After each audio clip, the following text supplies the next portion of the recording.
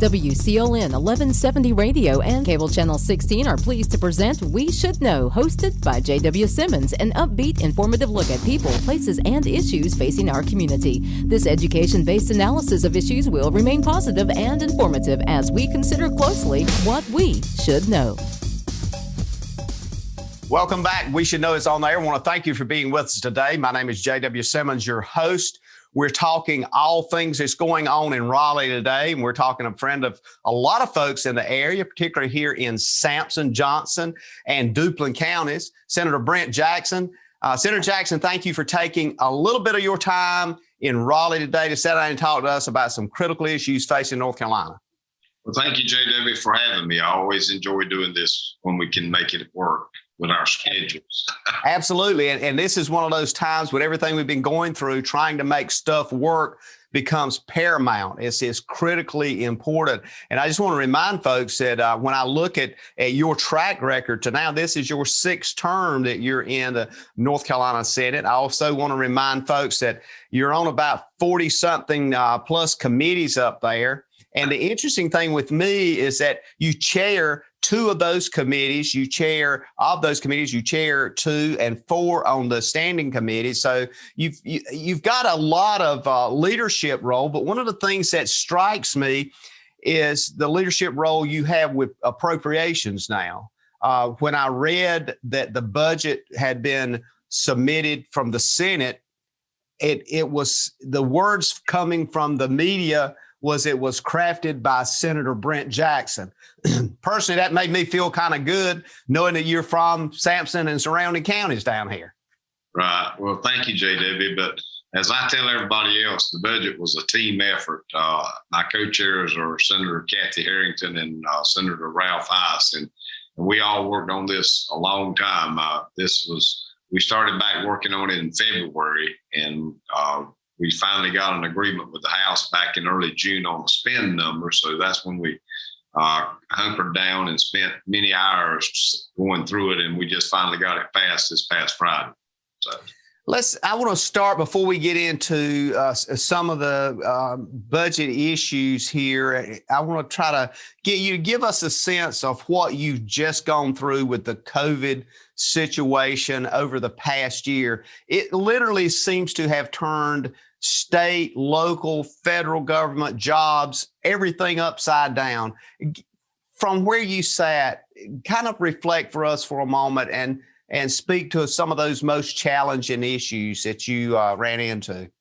Well, on a normal level, some of the challenging issues we ran into was one, it shut down most businesses that were not essential. I mean, I think most of us in Sampson and Duplin and Johnston County were fortunate, especially in the agricultural world, because we were considered essential, which we are for food production. But when I look around and see the hotel industry or see the restaurant industry, I know they were devastated, and the hotel industry for sure was devastated, even more so than some of the restaurants, because they could operate at some capacity, whereas the hotels couldn't. But it posed many challenges for not only the normal person out there working and trying to wear a mask and that type of thing. It was sort of a whole cultural type change that had to transpire. But, thankfully, we're coming out of this and we're seeing a lot of these restrictions lifted, as we've seen in the last month. And we hopefully we will see even more as we move forward in the next month. More of these restrictions being moved. As far as the Senate and the budget process, it created a lot of, I would say, anxiety, so to speak, because we were getting all this federal money. We got in, I think the total that's come into this state so far is somewhere around $15 to $18 billion. And now all that did not run through the General Assembly. A lot of it went straight to the school systems. A lot of it went straight to your county governments as well as to your municipalities. They got a portion of that as well. And so, we were trying to do a budget or craft a budget that ended up being sort of two budgets in one, because we were trying to spend the needs of the budget that we had, as well as what we had seen that, that was coming in from the feds, which was about $5.3 billion. And so when we were working through the budget process, which we were mighty fortunate, our revenue forecast was way much better in February than it was the previous May of 2020, when we thought we were going to have a $3 to $5 billion deficit. We ended up with a $4 billion surplus. So that tells me folks didn't stop buying things when the COVID struck, but it did change in the way they did buy things and what they bought.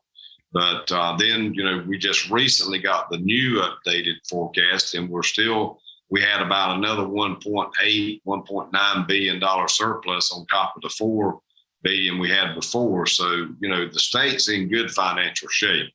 Our problem and priority has been to make sure we don't try and grow our base budget more than what we consider to be the growth of population and the Tabor number, as we call it. And, that is the growth of population as well as the revenues that are coming in. Because part of the concern is we know that this $15 to $18 billion that came into the state is one-time money, and you can only use it for one-time expenses. So it doesn't allow you to spend it for raising salaries and that type of thing that causes recurring money.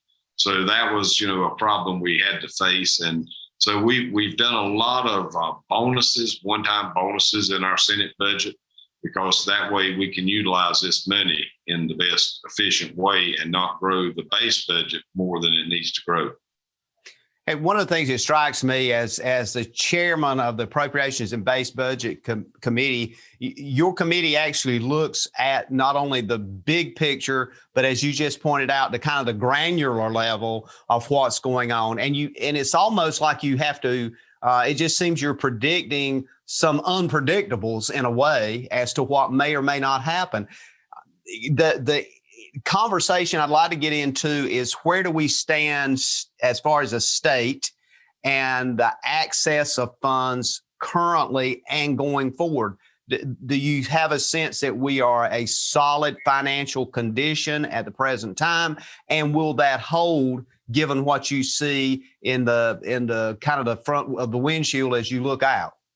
Well, that latter part of your question is probably the $64 million question. But the first part of it is, we are probably one of the top 5 states in the nation in the best financial shape. And I think that has a lot to do with the policies we've implemented over the last 10 or 11 years of, trying to have a conservative budget and not spending more than we bring in, and trying to limit the growth that we have in recurring expenses. So, that part has really paid off dearly. I mean, we had money in a rainy day fund. We have pulled some of it out over the last few years because of hurricanes and natural disasters. And that's what it's for. I mean, it is for those things, whether it be natural disasters or it be economical disasters. I mean, but, we all try and save money at home, and that's the same thing we've tried to do here in Raleigh. So, we're in probably one of the best financial shapes we have been in probably decades when it comes to this state. Perfect example. And JW, if you don't mind, I'd sort of like to walk through for your viewers on how this budget process works, because every 2 years it changes. But this year, the Senate started with this version of the budget, and we passed it, like I said, last week. And then, we worked through it. We put our priorities in there. And then it is sent over to the House, and they in turn will take the budget and put their priorities in it. And, of course, they will agree. They will agree with some of what we put in there, as well as we tried to incorporate some of the governor's things in ours. He won't agree with everything that's in ours, and we didn't give him everything he wanted. And the House will do the same. They will try and incorporate some of the governor's request as well as our request on the bill we sent to them. And at the end of the day, they didn't concur with ours and send it back, and we won't concur with theirs and send it back. So we go to conference, and we're expecting to go to conference here sometime in the latter part of July. And we're hoping to have some type of budget that we can send to the governor by the second week in August at the latest, is what we're hoping. Now, there's a lot of things that can happen in between now and the second week in August when it comes to the Senate and the House coming together in concurrence, but that's sort of when we put the final budget together. And my role in this has been sort of leading the appropriations team in the Senate. And then, of course, I will be one of the leads on the conference committee that when we sit down and craft the budget. And it's our hope at that point in time, we'll be able to sit down, not only with the House and the Senate working together, but also bring in the governor's team and try and, have his input put into it as well so that we can have a signed budget this year. I appreciate you going through it. And I want to kind of explore that a little bit because I think folks do need to understand how, I guess at times tense, involved, deliberate, aggressive, all those words come into play when you're trying to not only craft, but bring this together. The negotiations are tremendous because you've got so many people with so many expectations on the table. You do, and we've sort of just kept a running total of the requests we've had since January in this office, and just the request in this office has come in, which mine is probably more than others because of where my position.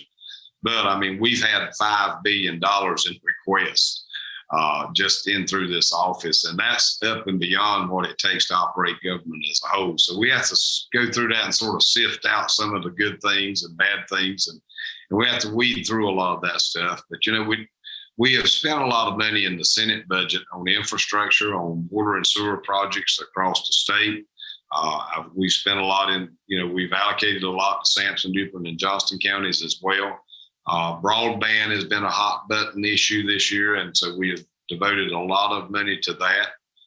We have also, and I'm talking about billions. I'm not talking about millions. I'm talking about billions to both those issues, as well as we've tried to put together things that and give the agencies what they need to continue to operate. Because we've had a budget for the last 2 years, but we've been operating on a continuing resolution, which takes it back to the 2018 budget. So we've had some catching up to do, and that's what we've tried to do in the Senate budget. We're going to take a quick break, and we'll be right back. Ladies and gentlemen, stay with us. Call a friend. We're talking with Senator Brent Jackson. We're talking about money. We'll be back in a moment.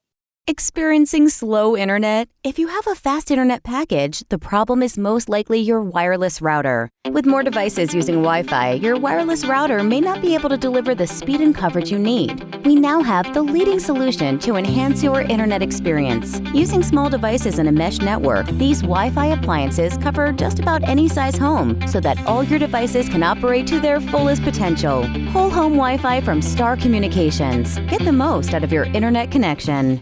Ladies and gentlemen, welcome back. We Should Know's on the air. My name is J.W. Simmons, your host.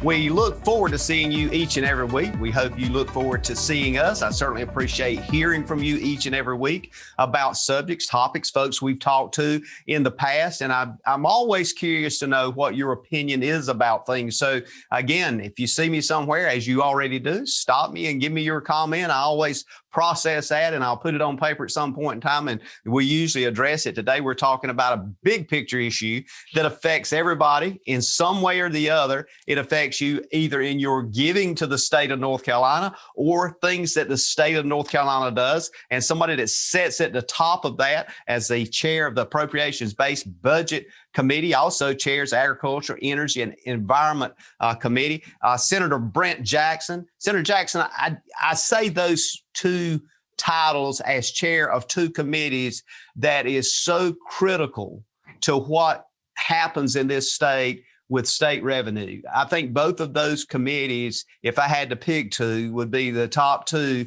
that has a lot of determinants that impact everybody in the state. Well, that's true. I mean, the Senate-based Budget Committee, affects everybody in the state to some degree on what we spend and how we spend it. And then on the Ag Committee, I don't know of a single soul in this state that doesn't eat every day or try to.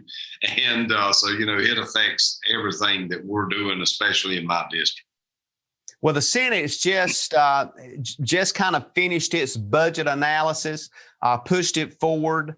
And what I'm just going to toss some numbers out and then kind of work backward a little bit. It was passed 2023 budget on Thursday, agreeing to spend $25.7 billion. And we're talking 2021, 2022, and $26.6 billion in 2022, 2025.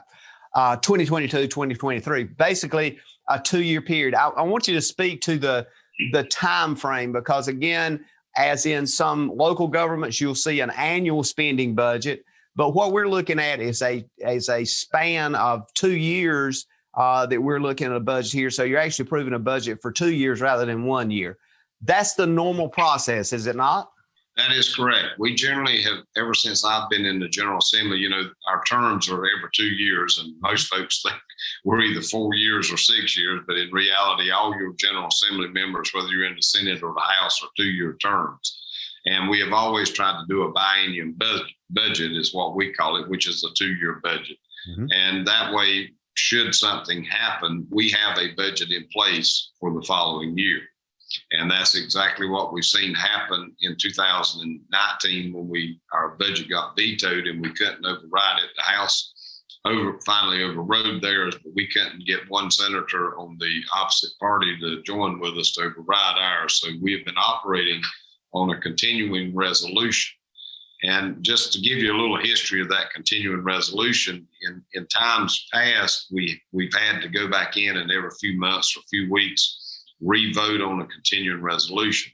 But thankfully, to the stalemate we got into in 2015 with the House on the spending number, and just, for your listeners' pleasure, the House wanted to spend way more than the Senate, and that's typically the case.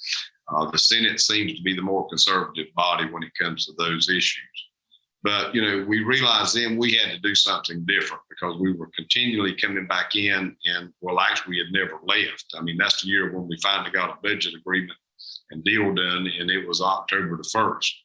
And so that's when we put in the continuing resolution, whereas if something like that or anything else should happen again, we have something in place that will keep the state operating without additional legislation being needed. And we've seen that happen in 2019 when we had the veto of the budget and couldn't override the veto.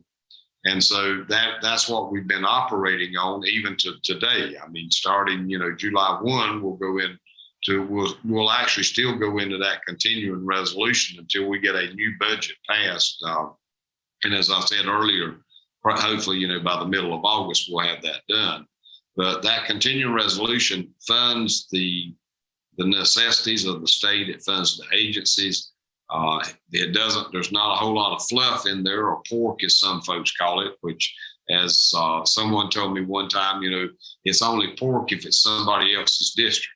So it's not pork when it's your district and the folks need it. But, so that's what we've been operating on, JW. And so, we will continue operating on that continuing resolution until we get a new budget passed. But I am confident that we can work out an agreement with the House as well as with the governor to have a full-fledged budget put in place sometime, in August. Well, it seems that where we're going now, that the budget proposal that has been pushed forward by the Senate, that you guys have done a lot of deliberate work to do, has got various components to it. And I want to, if we can, just talk about some of those components. So one of them, we're looking at the general debt service at being $1.8 billion. When we hear words like the general debt service, what should we be thinking about? For the average person out here, they may be thinking about their car payment, their house payment, water bill, that kind of thing. But when we're talking 1.8 billion, that's a lot of money. But then again, we're talking a little bit different service. So help us understand it from your chair. Well, what we're paying is bonds that we have had passed that have been passed in previous years. That's the payment on these bonds is 1.8 billion. And, we came up in 2019 with what we call the SCIF program, which is a pay as you go type deal to do expansion as well as renovations and repairs and new buildings across the state. And we've been fortunate this year, as I said earlier in our segment, that, we have a surplus of one-time money, and that's perfect for doing capital projects and repair and renovations and that type of thing. And so we put over $4 billion into that state infrastructure pot, which we call the SCIF. But out of that, 1.8 of that is going to be to pay down debt that we owe, and which the state's in great shape when it comes to debt. I mean, there's many more states out there, numerous states that owe much more money than North Carolina does, because we've been paying that down over the years. And so, that's one reason why, and that sort of leads me to another segment. That's one reason why the Senate has differed over the last few years with the House as well as with the governor's office on needing a bond. I mean, when you can pay for this as you go and you can stage it out, over a period of 2 years, 4 years, 6 years, 10 years, because we actually over the next 10 years are putting over $12 billion into this SCIF program to do repairs and renovation. Perfect example, we fully have funded in the Senate budget everything the UNC system needed for repairs and renovation. And we've done it over a 4-year period as to fund all their repairs. And there's many repairs needed out there across state agencies, no doubt about that, because they've been neglected for a long time. I mean, some of them for decades. But so, we put in that kind of money over the next 10 years to be able to stage it out, because the other issue that this, when you go and borrow this money and you have all this federal money that's came in as well, that's not just North Carolina all that money came into. It's all across the nation. And I think we're already seeing a labor shortage and a parts and supply shortage, throughout all the industries. So we've tried to stage this out that we can do what is reasonably to be done in 1 year's period over this 10-year framework. But we're also, one key thing we done in our SCIF program, and we took some of this one-time money and we're actually paying down $400 million in debt that would be issued in the next bond. The bond we passed a few years ago, it's got 2 more payments, or it's got several payments, but they're $200 million a year just for that one bond. So we're taking $400 million and paying it down for this biennium. And so that's reducing that as well, which gets part of the $1.8 billion to try and tie a bow back around that $1.8 billion. But you're right, the 25.7 in that range is what we're spending for fiscal year 21, 22, and then 22, 23 is up into 26, close to $27 billion. One of the things you mentioned in that, and I was sitting here thinking, for those folks listening, basically it's always been kind of my understanding, I guess a lot of folks that try to pay their bills, is that if you can pay your house payment down or your vehicle payment early and you can cut that tax off of that, then you've had a good year. You've had maybe 2 or 3 good years. And the idea that at some point in life that you will have reduced that burden of debt. The state of North Carolina, is there a general reference to that? Would it be accurate that we're trying to get where we are, not necessarily debt free, because you always have some kind of impediment with revenue, but that is more we can pay that down, the better we are for the next year, for the next 3 years, next 4 years, that kind of thing? There is. I mean, because it's like our household budgets. I mean, the more you can pay down and the faster, the less interest you'll be paying. So you can use that money for something else. And that's what we're trying to do on the state level as well. We're trying to pay down that debt as quickly as we possibly can. And, and some of it is at very low interest and some of it's not. Over the last several years, since I've been in the preparation position, we've paid down the high interest loans that were out there. And so now we're down in, the 1, 2, 3% range or percentage points of loans. And so, we're paying those down as best we can now as well. And that just leaves more money to continue to operate the state and do other things. I know, and I'm going to switch gears here a little bit, but it's part of the budget. I mean, we did not do a tremendous amount of salary increases in the Senate budget because we know the House will want to do more. And we definitely know the governor wants to do more. But at the end of the day, you will see more than what the Senate put in their package for raises. But we had to start low in order to be able to meet somewhere happily, and we hope near the middle. And that way we will not have increased our base budget more than what we agreed to. Well, I want to kind of go to break, but when we come back, I want to kind of drill into that a little bit and kind of get folks to understand the things that you kind of have to do to reach a point of negotiation and hopefully a positive outcome where everybody's involved in it. This kind of thing, when we throw these numbers out, for me, you got to kind of get us a focus in a smaller number bracket, but we'll be back in a moment. At home or away, knowing who is at your door is priceless. Star Communications is here to help with its doorbell security camera by Skybell. Live viewing and two-way audio equips you with the ability to always see and greet anyone that shows up at your door. If this is the kind of confidence you are looking for, call Star Communications today at 1-800-706-6538 to learn more about this intelligent security that you can always depend on. Ladies and gentlemen, welcome back. We Should Know is on the air. We're talking with Senator Brent Jackson. Senator Jackson represents Duplin, Johnston, and Sampson County, but he also represents everybody in the state of North Carolina. He's chair of the Ag, Energy, and Environment Committee. He also chairs the Appropriations and Base Budget Committee. And for the most part today, we're talking about that money chair position that you sit in. Senator Jackson, I remember early on in your journey in the legislature, I posed a question to you, and believe it or not, I'll do a lot of research on a lot of these times when I'm talking to you. But I remember posing a question that said that there are those folks that don't think a private budget template, a business template, will fit on state government. Your response to me was very simple. You simply responded and said, "We'll see."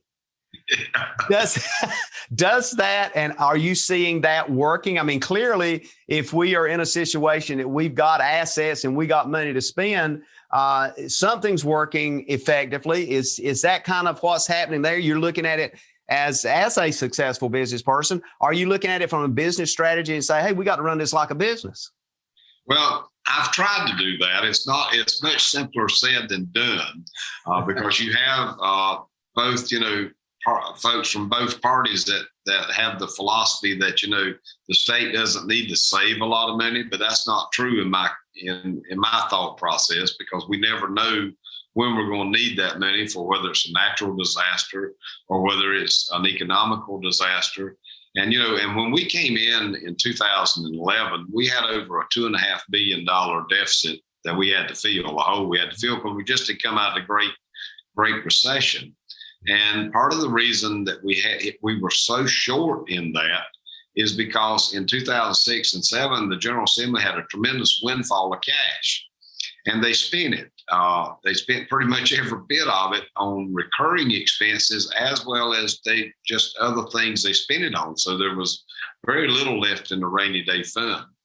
And so it's been my goal in the last 11 years to build that rainy day fund up. And we have gotten over $2 billion at one point in time. But, due to the hurricanes we had, we had two major hurricanes, Matthew and Florence, and then we even had an earthquake, in North Carolina. And so, we spent some of that money to try and assist the citizens of this state where it was needed. And so we're down to like 1.1 billion. But when the Senate budget passed last week, we have put in, should we be able to maintain that, we will have $5 billion put in our rainy day fund. And that will be there to protect us as we move forward from recessions as well as from natural disasters. So I've tried to run it as a business, whereas you've got to have, we have to look at our receipts.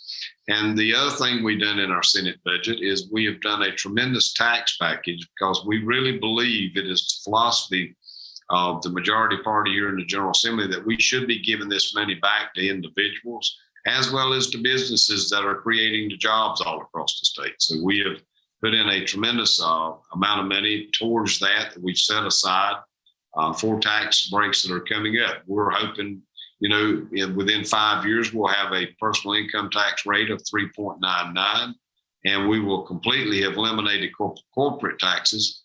But we will also start reducing and changing the way franchise tax is done.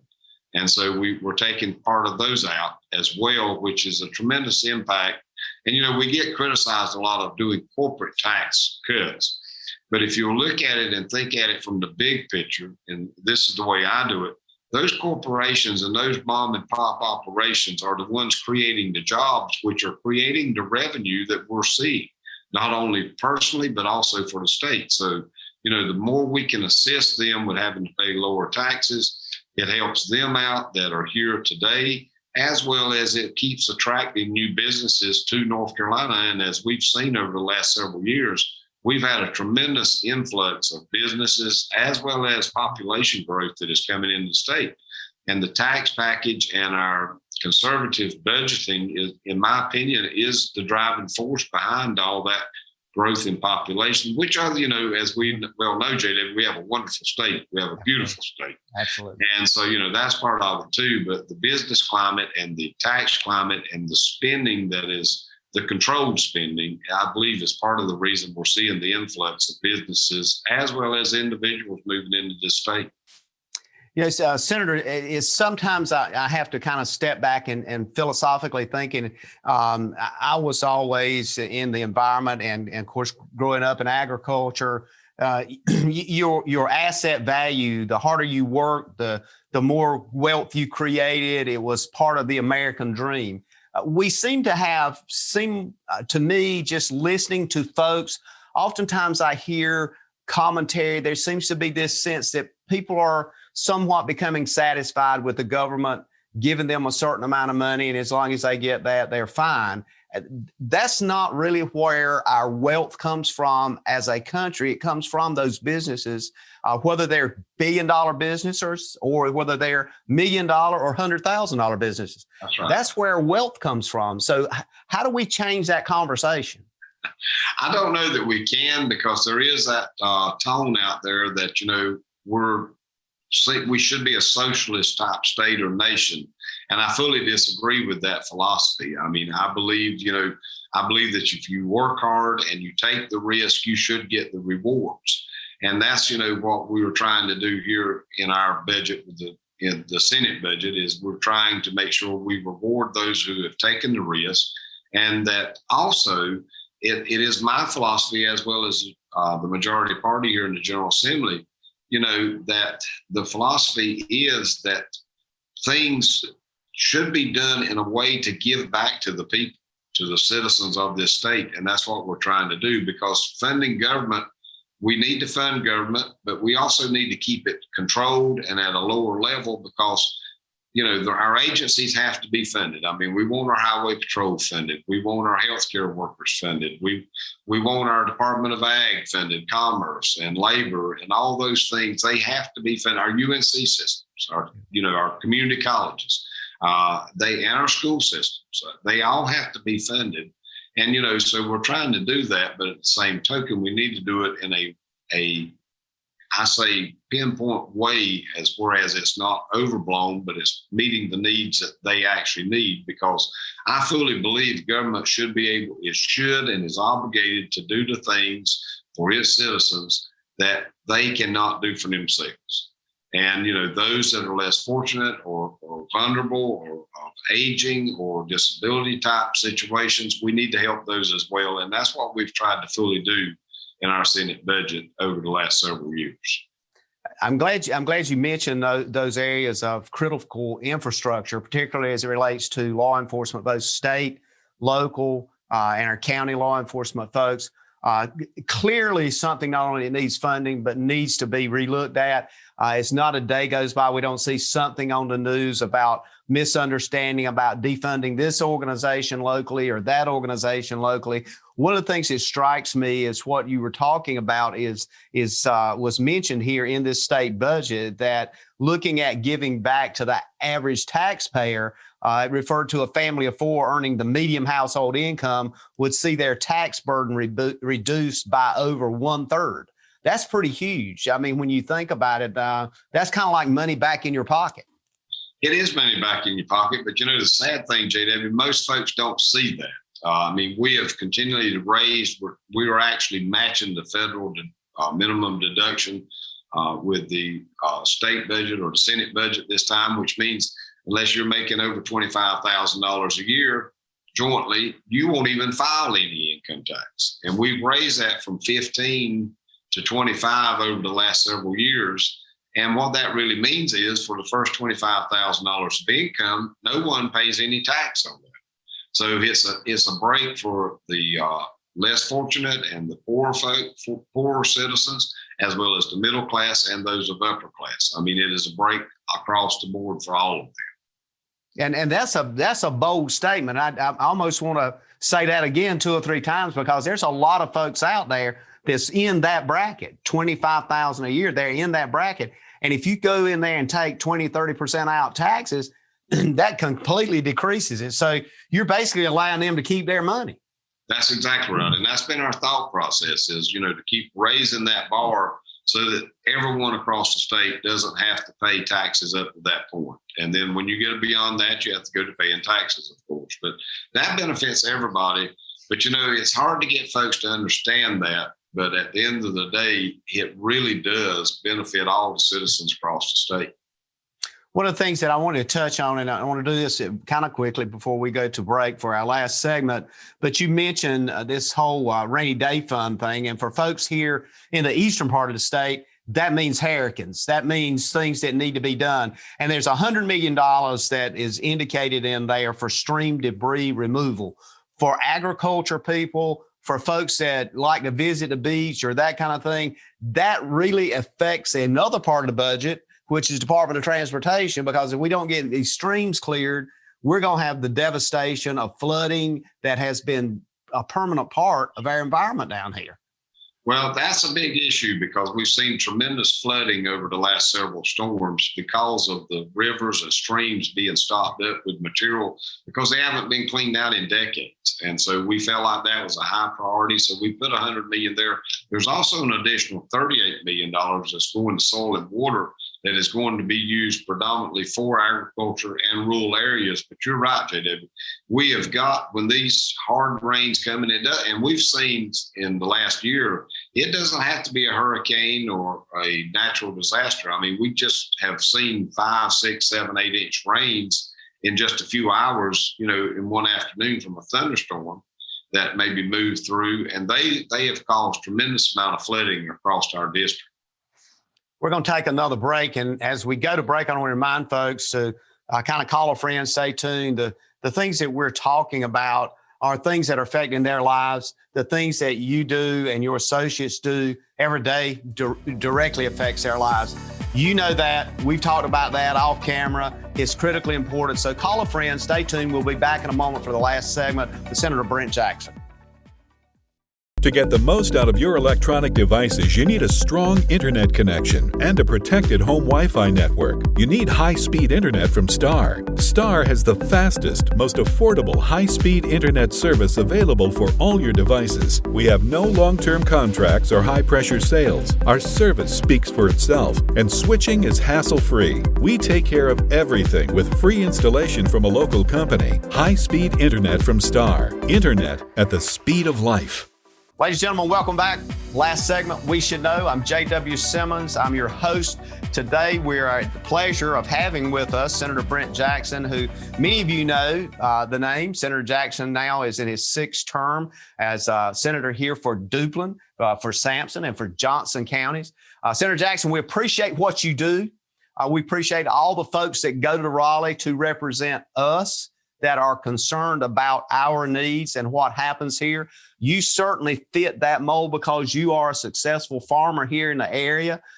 You and your family live here. You understand, as I tell people sometimes, you understand what it is to live in the woods. So that's kind of the way, that's where I live. So I tell people I live in the woods by choice. So yeah. I want to thank you for taking the time to do what you do. You put in a lot of hours and a lot of folks probably don't see that, but maybe you and your family and the folks that work for you right there at the Senate, but a lot of long hours on that. So thank you for that. And then I want to move to something that's just occurred, and that's the Farm Bill, and it's being moved forward. Tell us how important and what that Farm Bill entails. Okay. Before I do that, JW, first of all, I want to just tell you and your listeners, thank you. I mean, it's been an honor and my pleasure to serve the citizens of my district, which is Duplin, Johnston, and Sampson counties. And which that is going to be changing with redistricting probably to some degree, be tweaked. But, it is my honor to be here and representing them. And I try to do the best I can at that. Moving on to the Farm Act. The Farm Act, we actually we actually just passed it yesterday, which would be June 29th, and we have sent it on to the governor. The House, we had passed it back in May and sent it over to the House. And there was a couple of provisions in there that they had problems with. So they pulled one of the provisions out, which was dealing with retaliatory lawsuits and that type of thing. And so, and I was having issues with it in the Senate, but I got it through the Senate, but I could not conquer it in the House. So as I made mention on the floor yesterday, when I asked my Senate members to concur with what the House had sent back, that I would just have to wait and fight that battle another day. So, but, I'm not giving up on it, but, because it is an important issue, not only to me, but to most agriculture operators in this state. But there's sometimes you don't get everything you want. And so I was willing to let it move on. And so it should be laying on the governor's desk as we speak right this moment. And hopefully we'll get it signed here in the next few days. But, the Farm Act we started out when I first came running individual bills, and that got to be so many of them. We came up with the idea in 2012 to start running a sort of omnibus bill and putting everything in one bill. And so this would be, I think, our 8th or 9th, could be the 8th Farm Act, as we call it here in North Carolina, that we're running. And it encompasses things from anywhere from just tweaks to general statutes that would be helpful to agriculture, not only to farmers, but agribusinesses, as well as just normal rural individuals across our state.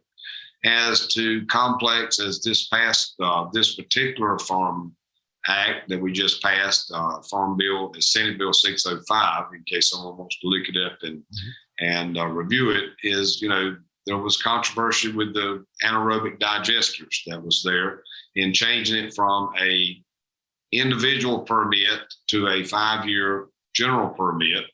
And, 90% of the hog farms and swine farms in the state of North Carolina have a general permit. There are a few that have individuals, and it's for one reason or another. But predominantly, 95% of them have a 5-year general permit. And all these anaerobic digesters are doing is covering some of the lagoons and turning that biomass into electricity. And it's actually, it's being turned into natural gas and put in the pipelines, which to me is a step in the right direction. But of course, there's folks that don't always agree with that. And so we had a little contentious there going on with that.